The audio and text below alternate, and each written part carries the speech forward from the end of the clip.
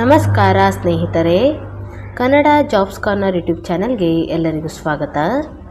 CSIR ಮೈಸೂರಿನಲ್ಲಿ ವಿವಿಧ ಹುದ್ದೆಗಳ ನೇಮಕಾತಿಗೆ ಸಂಬಂಧಪಟ್ಟಂತೆ ಅರ್ಜಿಗಳನ್ನು ಆಹ್ವಾನಿಸಲಾಗಿರುವಂಥದ್ದು.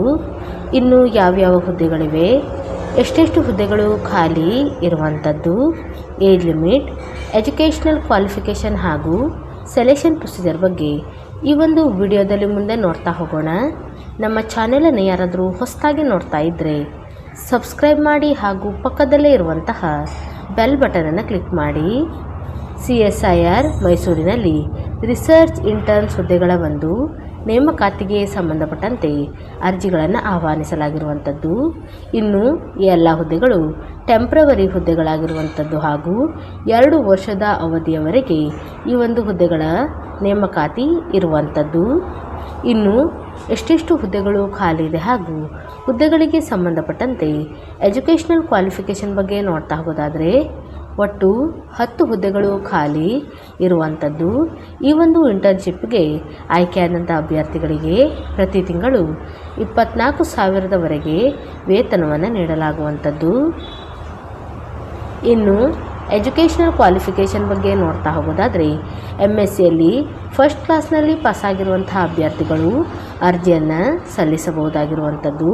ಅಥವಾ ಇನ್ನೂ ಒಂದು ಕ್ವಾಲಿಫಿಕೇಷನನ್ನು ಸಹ ನೀಡಿರುವಂಥದ್ದು ಫುಡ್ ಟೆಕ್ನಾಲಜಿ ಅಥವಾ ಫುಡ್ ಸೈನ್ಸ್ ಆ್ಯಂಡ್ ಟೆಕ್ನಾಲಜಿ ಅಥವಾ ಫುಡ್ ಸೈನ್ಸ್ ಆ್ಯಂಡ್ ನ್ಯೂಟ್ರಿಷನ್ ಅಥವಾ ಬಯೋಕೆಮಿಸ್ಟ್ರಿ ಅಥವಾ ಕೆಮಿಸ್ಟ್ರಿ ಅಥವಾ ಝೂಲಾಜಿ, ಬಾಟನಿ, ಲೈಫ್ ಸೈನ್ಸ್ ಅಥವಾ ಬಯೋಟೆಕ್ನಾಲಜಿಯಲ್ಲಿ MSCಯನ್ನು ಮಾಡಿರುವಂಥ ಅಭ್ಯರ್ಥಿಗಳು ಸಹ ಅರ್ಜಿಯನ್ನು ಸಲ್ಲಿಸಬಹುದಾಗಿರುವಂಥದ್ದು.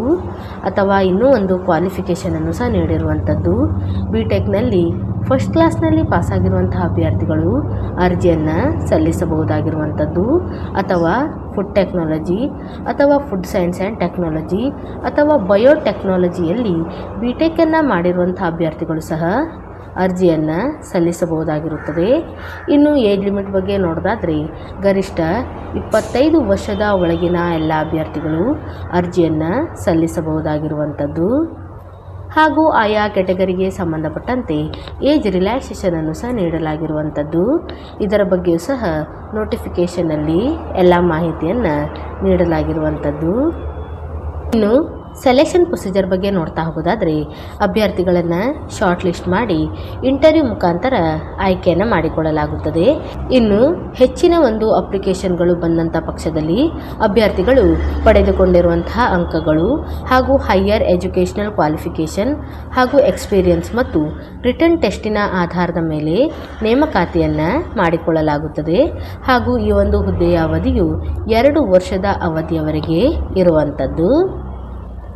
ಇನ್ನು ಅರ್ಜಿಯನ್ನು ಸಲ್ಲಿಸುವಂತಹ ವಿಧಾನದ ಬಗ್ಗೆ ನೋಡೋದಾದರೆ ಅಭ್ಯರ್ಥಿಗಳು ಆನ್ಲೈನ್ ಮುಖಾಂತರ ಅರ್ಜಿಯನ್ನು ಸಲ್ಲಿಸಬೇಕಾಗಿರುವಂಥದ್ದು.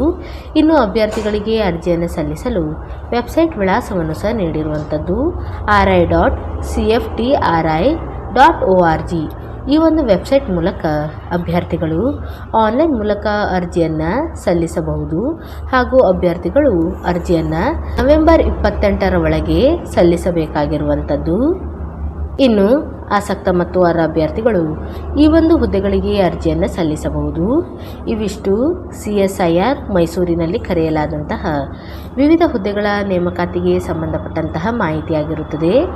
ಈ ಒಂದು ವಿಡಿಯೋ ನಿಮಗೆ ಇಷ್ಟವಾಗಿದ್ದಲ್ಲಿ ಒಂದು ಲೈಕ್ ಮಾಡಿ, ಶೇರ್ ಮಾಡಿ ಹಾಗೂ ಸಬ್ಸ್ಕ್ರೈಬ್ ಮಾಡಿ. ಜೊತೆಗೆ ಪಕ್ಕದಲ್ಲೇ ಇರುವಂತಹ ಬೆಲ್ ಬಟನನ್ನು ಕ್ಲಿಕ್ ಮಾಡಿ.